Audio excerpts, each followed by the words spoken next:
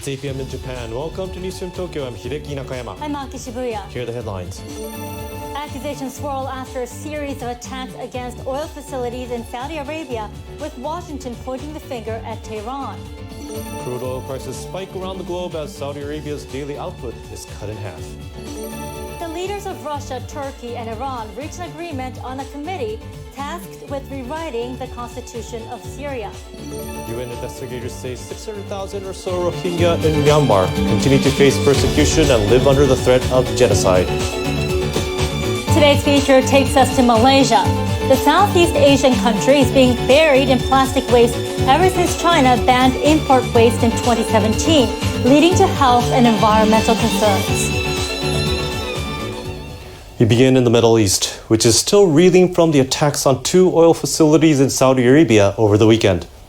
The strikes have sent oil prices soaring as accusations swirl about who is to blame. The attacks on facilities in Abqaiq and Kreis have cut Saudi Arabia's oil production by roughly half. Houthi insurgents in Yemen have issued a statement claiming responsibility. The U.S. government released satellite images showing damage to 17 structures in Abqaiq, said to be the largest crude oil plant in the world. It's expected to take weeks for the 2 facilities to fully resume production. The Saudi-led military coalition said Saturday's attacks were carried out by a group with ties to Iran using Iranian weapons. The weapons that were used in the terrorist attack, whether it be in Abqaiq or Khurais, initial evidence shows these weapons are Iranian weapons. Iran has denied any involvement in the attacks, which cut global crude oil production by 5%. Yemeni people are exercising their legitimate right of defense. The attacks are reciprocal. But U.S. President Donald Trump has suggested otherwise. Have you seen evidence, proof that Iran was behind the attack? Well, it's looking that way. We'll have some pretty good, we're having some very strong studies done, but it's certainly looking that way at this moment. Do you want war with Iran? Do I want war? I don't want war with anybody.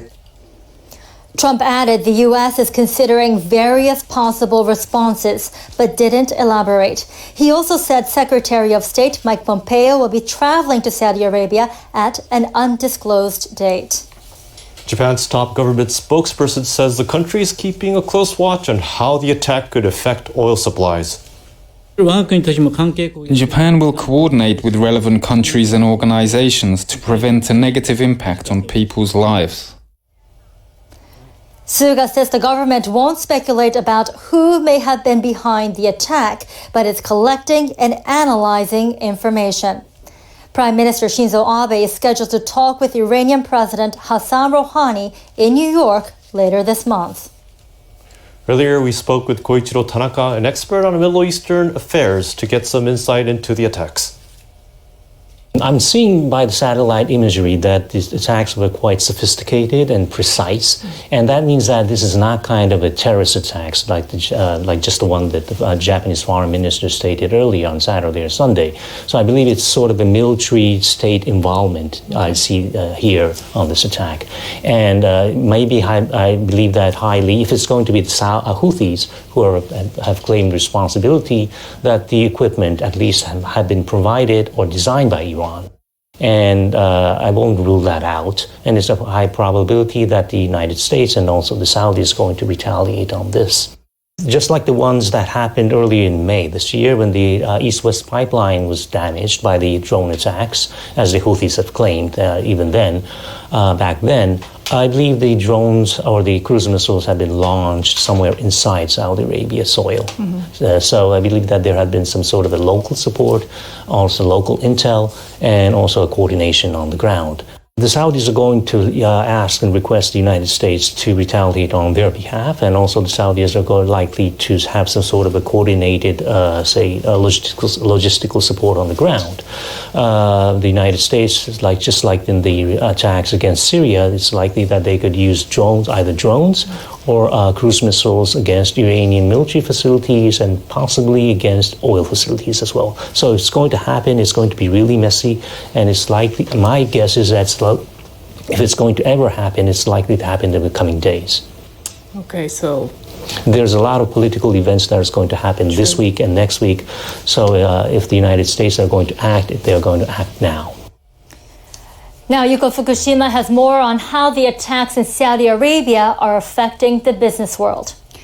Yes, the disruption to Saudi Arabia's oil production has triggered concerns about global supply, driving crude futures sharply higher in markets around the world. In New York, West Texas Intermediate jumped 50% from last week at one stage on Monday. Local media say it was the biggest daily rise since the Gulf War in 1991. In London, Brent futures briefly soared almost 20%. It's now come down a bit and trading at $67.95 a barrel. Tokyo markets reopened on Tuesday after a long weekend. Here, crude futures for February soared by more than 10%. The attacks have cut Saudi Arabia's oil production by about 5.7 million barrels per day. That's roughly half of the country's output. The Saudi government has not said how long it will take for the damaged facilities to return to full operation, but some Western media have reported it may take several months. The Saudis are aiming to ease the impact of the disruption by releasing reserves. The U.S. government has also authorized the release of the country's strategic oil reserves. President Donald Trump tweeted he has approved the move if necessary. The president added he has instructed all relevant agencies to expedite approval of oil pipelines currently in the permit process in Texas and other states. Japan relies on Saudi Arabia for over one-third of its crude imports, but the Economy, Trade and Industry Minister says there is no immediate problem with the country's domestic supply, as it has oil reserves for more than 230 days of domestic consumption. The government will ensure supply by working together with the International Energy Agency and other countries. Japan could release some of its reserves if necessary. Sugawara said his ministry will carefully monitor the impact on Japan's supply as well as moves in the oil market. I talked to Naohiro Nimura, head of Market Risk Advisory and an expert on the oil market. I asked him where he thinks the price of crude is headed. Nimura pointed out that the 5.7 million barrels a day of output that Saudi Arabia lost is not easily replaced. If this situation continues for the week or several weeks, the Brent crude price will hit $75, and also the WTI will hit above $70. Then now the OPEC has 5 million barrels per day spare capacity. But as you know, the Saudi Arabia already cannot have any spare capacity, and we cannot expect Iran's increase of the oil production. So OPEC cannot cover this 5.7 million barrels shortfall. But Nimura says for oil importers, the disruption comes at a time when prices were hovering at low levels due to sluggish demand. Now the global economic slowing down will push the price lower. And also the U.S. decides to release the strategic oil reserve. Also, this will push the oil price also lower. Nimura says the situation is still very unpredictable because not much information is coming out of Saudi Arabia on when the oil processing plants will resume operation. But his worst-case scenario is pretty serious. Maybe we should see about $100 crude, both Brent and WTI. Because if the war starts between Iran and Saudi Arabia, we should think about the Strait of Hormuz. If the Strait of Hormuz is crossed, 20 million barrels crude passes every day. So that is 1/5 of world consumption. Very huge deficit will occur. Maybe we cannot cover that deficit by destocking the strategic reserve. It's impossible. And I'll be back with the rest of the business later in the program. Thank you, Ko. The leaders of Russia, Turkey, and Iran say they have agreed who will sit on a committee tasked with rewriting Syria's constitution. The move ends a years-long stalemate over how best to negotiate a political solution to the country's civil war.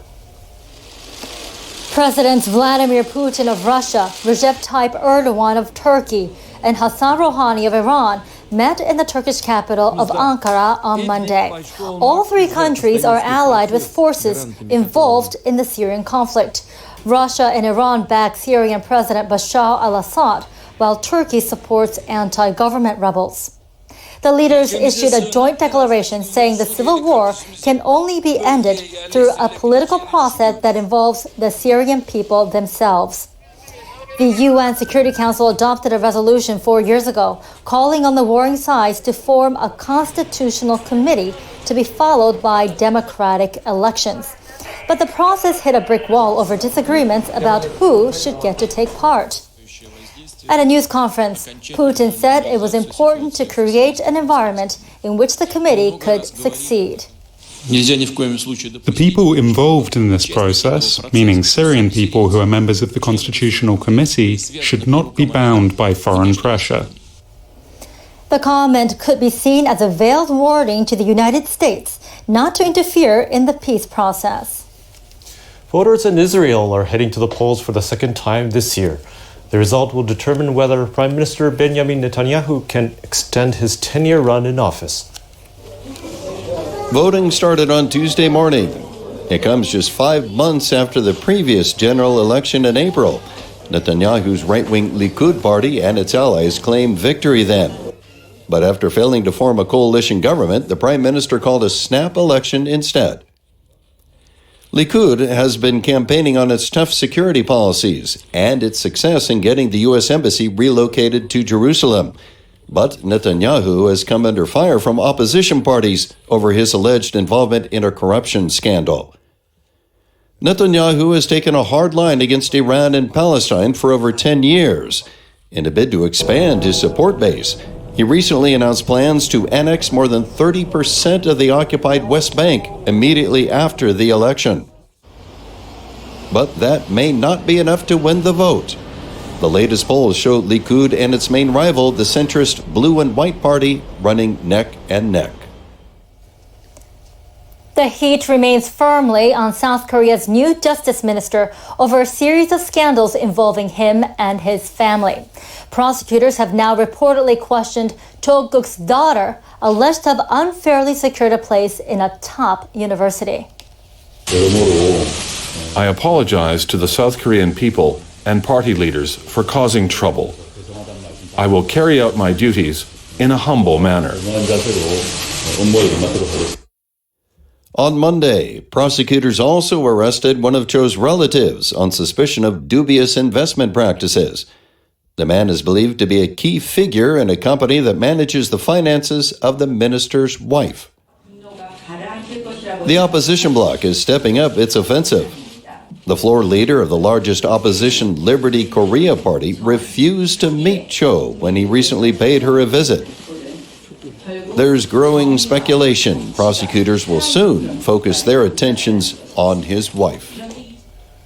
Turning to Afghanistan, where further violence has erupted in the run-up to the presidential election. Pachay Raksalong has more from Bangkok. A bomb blast Tuesday near a campaign rally for President Ashraf Ghani has killed at least 20 people. Reports say Ghani was unhurt.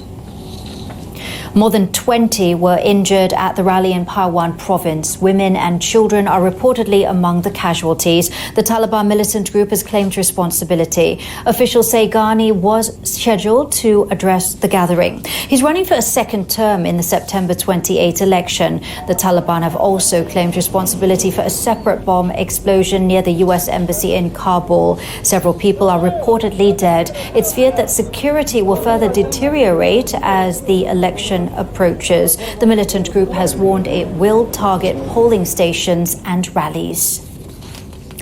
A UN mission says the 600,000 or so Rohingya who remain in Myanmar face systematic persecution and still live under the threat of genocide. The new report points the finger at the Myanmar government for failing to prevent atrocities and punish those responsible.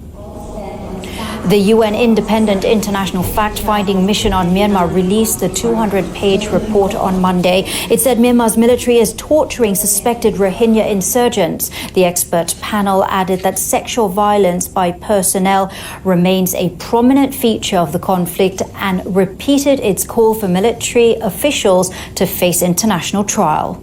Myanmar has done nothing to dismantle the system of violence and persecution, and the Rohingya who remain in Rakhine live in the same dire circumstances that they did prior to the events of August 2017.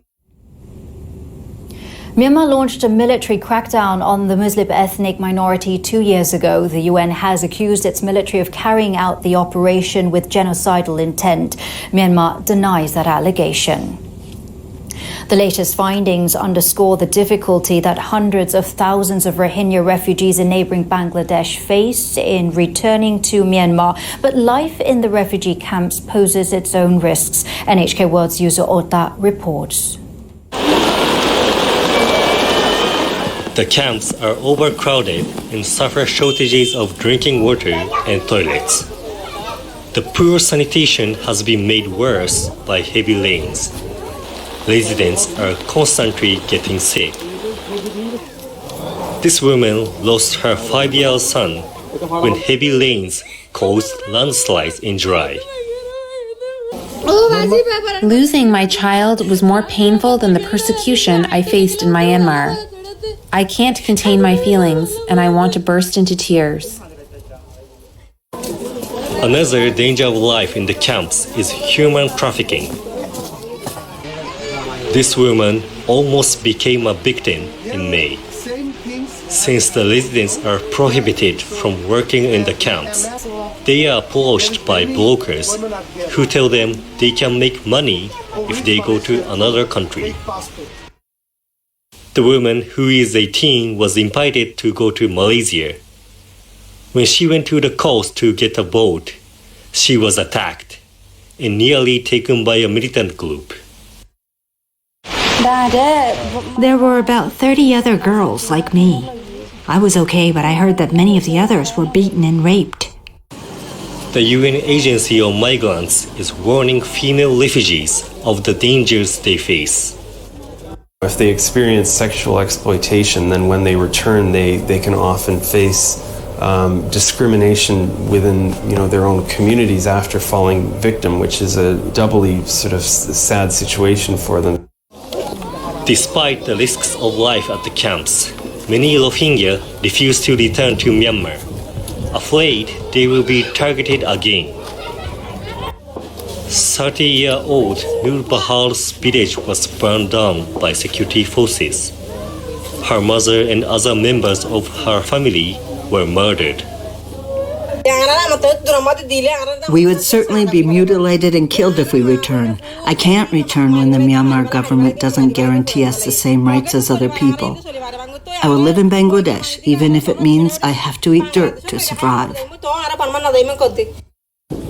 In late August, Myanmar's government, in cooperation with Bangladesh, once again opened applications for repatriation.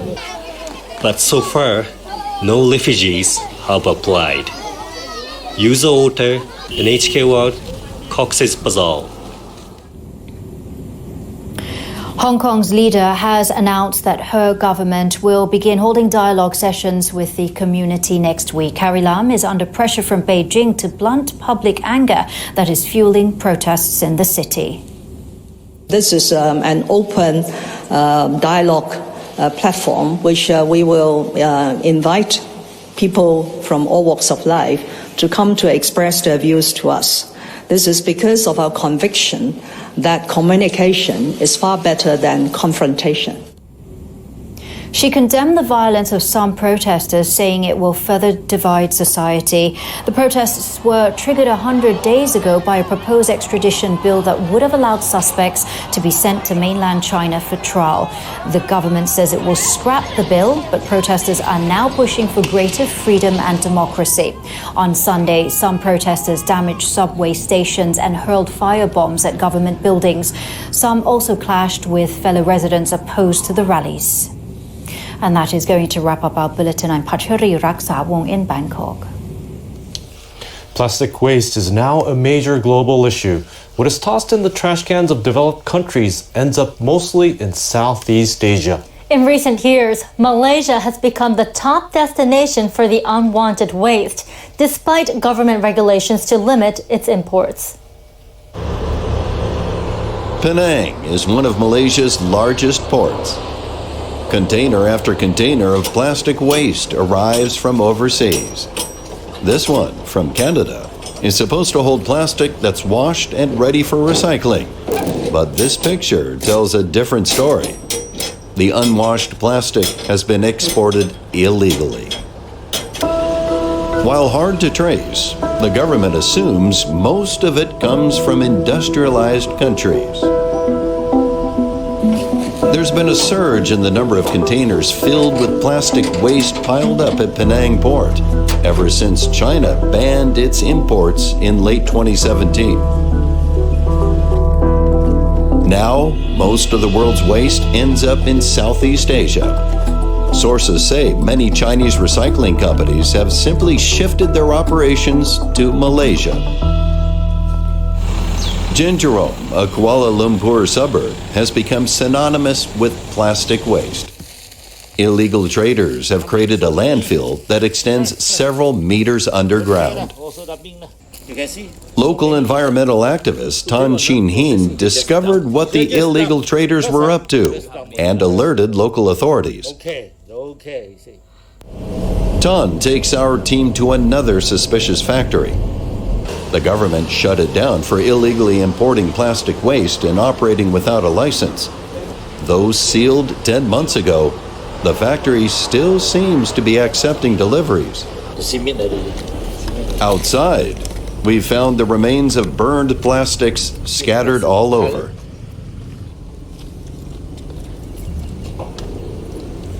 Tan believes the factory is burning plastics without proper incinerators that curb toxic pollutants.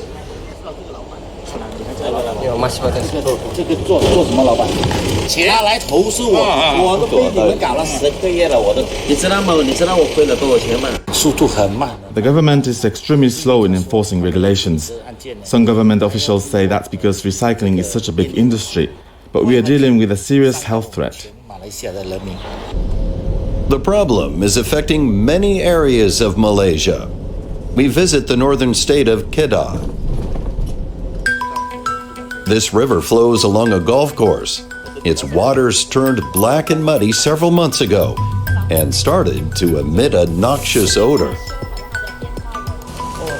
An anti-pollution group organized by locals suspected several nearby factories were the culprit. They're concerned that discharge from washing the plastics is contaminating the soil and water. The authorities declared about 30 plants in the area illegal and shut them down. But a peek around the back of the building shows workers going about their business as usual. Local people are angry, saying the government has been slow to respond to their demands for action. As long as these plants continue to operate, they'll burn plastic and send foul odors into the air. I'm very angry. I won't let our country and its beautiful nature become the world's garbage dump. Malaysian officials began to take a harder line in May, announcing they would send 3,000 tons of plastic waste back to where it came from in order to protect their country's environment. This is only the tip of the iceberg. As we investigate deeper, we can get a clear picture. A lot of plastic waste has been shipped to local companies here. We call on exporting nations. You want a clean environment, we want a clean environment. There must be a moral standard. Despite the plea from the Malaysian government, plastic waste is still pouring into the country from the developed world.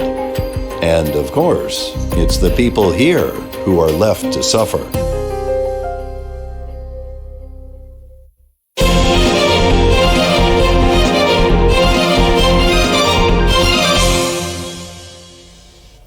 The administration of U.S. President Donald Trump has told Congress it plans to sign a trade deal with Japan. President Trump issued a statement saying an initial agreement had been reached. The deal covers U.S. beef and pork as well as Japanese manufactured goods. Trump said it will be finalized in the coming weeks. He and Prime Minister Shinzo Abe are expected to meet on the sidelines of the UN General Assembly next week to sign the pact. Trump says congressional approval should not be needed because the deal comes under special provisions that allows fast tracking by the president. Japan's Foreign Minister Toshimitsu Motegi said the government wants to confirm that the U.S. will not raise tariffs on Japanese auto exports. Casual clothing chain Uniqlo plans to sell products made with fibers from recycled plastic bottles starting in spring next year. Uniqlo's operator, Fast Retailing, and textile firm Tore Industries say they'll jointly develop quick-dry fabrics made with polyester fibers from PET bottles. Our target is to go beyond traditional concepts of fashion and apparel. We want to create completely new clothes. We've been working on this for over 30 years. That attitude will not change. Officials of the company say they have managed to improve technology that removes impurities from the bottles, allowing them to create special fine fibers. They say these can be used in highly functional products. Japan's first electricity futures have begun trading on a trial basis 3 years after the nation's power market was liberalized. Attention is focused on whether this will help new players find a stable niche in the industry. Trading got underway on Tuesday morning at the Tokyo Commodity Exchange. Investors can now buy and sell electricity for delivery up to 15 months in advance. At the open, power for January next year traded at the equivalent of about 11 cents per kilowatt hour. Renewable energy providers and other companies have entered the electricity sector since its liberalization in 2016. The new entrants rely on a wholesale exchange to source power, but trading is limited to deliveries just several hours or a day ahead. Prices fluctuate sharply depending on weather and demand. We want to nurture the market in a careful and healthy way into a big one. The exchange aims to launch full-scale trading in electricity futures in 3 years. And now to the markets. In Tokyo, the Nikkei inched up to end above the 22,000 for the first time in 5 months. Although there was some selling by investors cautious about the geopolitical risk in the Middle East, others picked up oil-related firms. In addition, a weaker yen helped boost export stocks. In China, the Shanghai Composite fell 1 3/4%. Traders were disappointed that authorities did not move to monetary easing despite weak data the day before. August industrial production and retail sales were both lower than expectations. And the rest of the region looked like this. In India, the Sensex declined more than 1.7% on higher global oil prices. The country is a big importer of crude. In Australia, the benchmark there rose about 1/3%. Minutes of the September central bank meeting revealed officials are leaning towards more easing. And that's the biz for this Tuesday.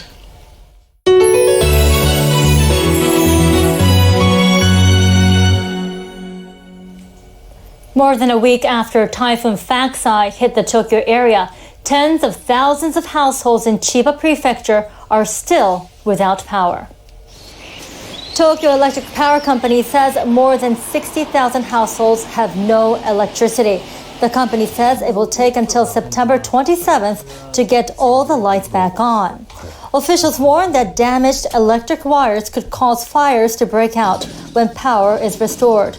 The company officials are asking residents who are still without power to close a circuit breaker system when they're out of the house for long periods of time. And about 10,000 households are without water.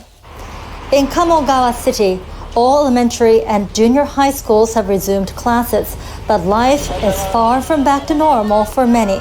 About 4,000 households in the city are still without power. One school is providing counseling services for children affected by severe conditions. The students looked fine when they came to the school, but some of them said they're not able to sleep.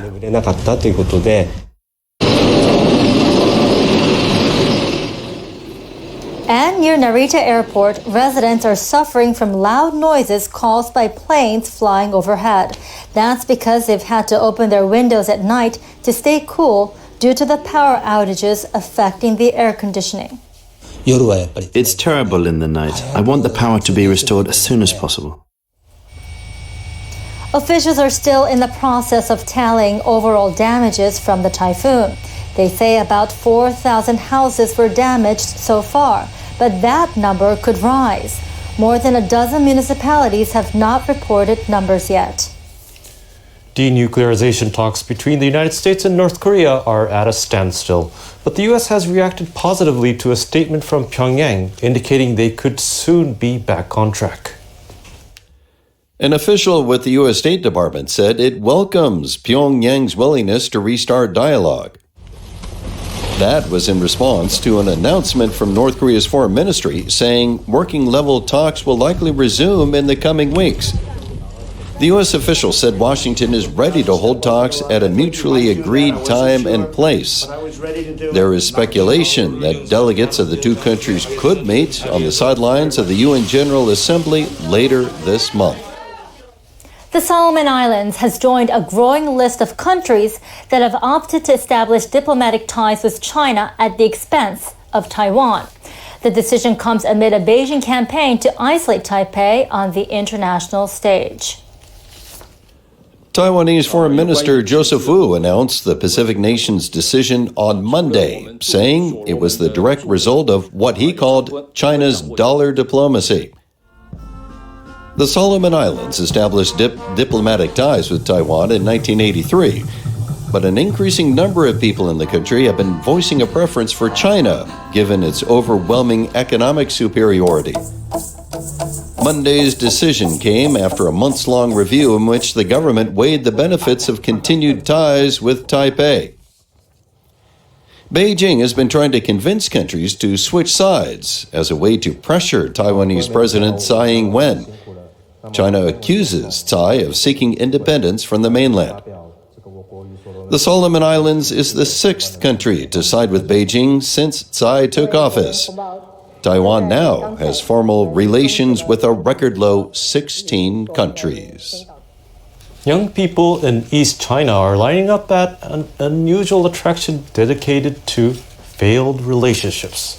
NHK World's Mami Mochizuki visited the Lost Love Museum in Hefei to find out what's behind its popularity.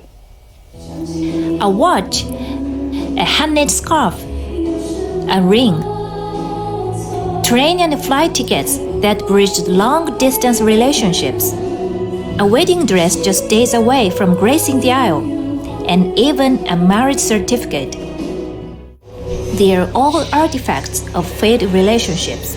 Hundreds of them from across China have been donated to the Lost Love Museum. Wang Chenyan is one of the founders. It started as a gesture to try to reconcile with his ex. It didn't work out, but he found a different path. I hope the exhibits from broken relationships will serve as a reminder for those in love to cherish their partners, and for the inexperienced to learn to find true love. The museum opened in April and became a hit through word of mouth and social media. On an average day, more than 300 people visit. We don't know what a breakup is like, so we came to see. The exhibits made me realize I'm not the only one with a broken heart. They helped me put my experience into perspective. Fang Lei broke up with her partner last year. Fang says they couldn't agree on publicizing their relationship, and she's had trouble letting go of this anniversary gift. If I keep it at home, it brings back so many feelings. If I donate it, it would be stored in the museum. I felt our past feelings would also be stored. Fan wants visitors to not only feel the sadness of lost love, but also learn to treasure their relationships. I feel a little better by having people look at it. I think I can now put this relationship behind me. Every day, many items are delivered to the museum from people like Fan who want to let go of their feelings. I feel pain when I open a package. The emotions attached to the items are priceless. I store and cherish them here for everybody. Over the past few years, museums of broken relationships have sprung up across the country, including Beijing and Guangzhou. One expert suggests the museums are capturing the hearts of young people because of the emotion on display. Young people want to share their stories. They want their feelings heard. And by putting their emotions in a museum, they hope to get a sense of belonging. The exhibits are offering the broken-hearted a way to preserve happier times and a path to healing. Mami Mochizuki, NHK World.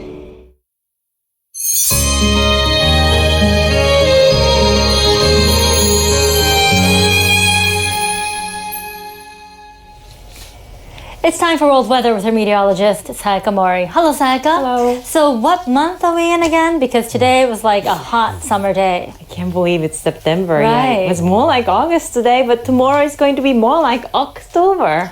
It's going to be cool tomorrow. The daytime high will be about 10 degrees cooler than today. But as Aki mentioned, it was warm today. The high rose above 30 degrees in many places. 1/3 of the country had highs of over 30 degrees. That includes Tokyo. Tokyo's high 31 degrees. And across western Japan, parts of the Gifu Prefecture and Kochi Prefecture had highs about 35 degrees today. Western Japan will continue to see warm weather, but central Japan will see rainy weather and also cooler temperatures. Rain is expected across Chiba Prefecture. As we reported earlier, Typhoon Bonsai caused damage across the prefecture, so we don't need any more rainfall, but unfortunately, heavy rain at times and strong northeasterly winds are possible across the area. Now, the coldest day of the season will blanket most part of Hokkaido as we go into Wednesday and also Thursday, so we might see some snowfall in the higher elevations. It's going to be the first snowfall of the season. Asahikawa will see the high with 23 on Wednesday, but down to 15 on Thursday. Frost could develop. Meanwhile, Tokyo's high 22, that's 9 degrees cooler than today, but warm weather will return on Thursday. And then rain is expected in Tokyo as well as Osaka on Saturday. We have a possible tropical system that is expected to affect western and central Japan as we go into the 3-day holiday. Meanwhile, we have a tropical depression in the south. This is the storm which could affect Japan as we go into next week. And this system will continue to bring enhanced southwest monsoon over the Philippines. So we will see torrential rainfall, especially in Luzon. Scattered rain is possible across the southern areas of the Indochina Peninsula, including southern Vietnam. And it's going to be a dry day for Shanghai, and the temperature will be around 30 degrees on your Wednesday. That's it for me. Have a nice day.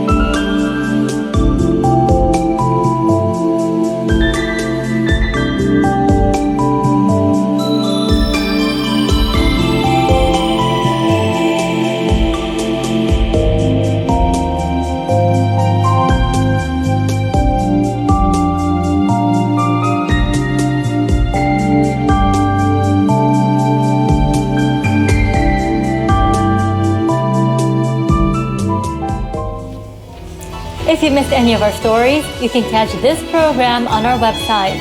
And that's it for today's Newsroom Tokyo. I'm Hideki Nakayama. I'm Aki Shibuya. You're watching NHK World Japan. Stay with us.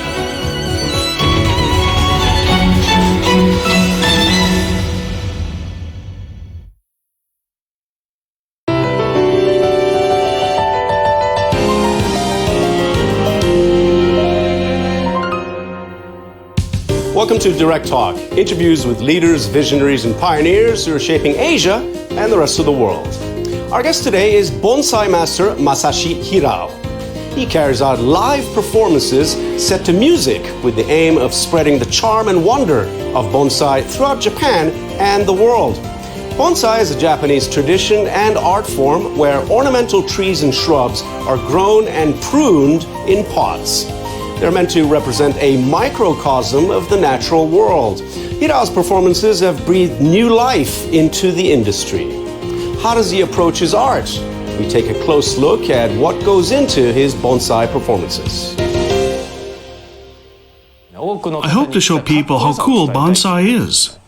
I add this performative aspect to it and create an atmosphere for people to enjoy. My performances are a result of me exploring ways to make bonsai look cooler and cooler. July 2019. Hirao is holding one of his performances in front of a shrine in the city of Takamatsu.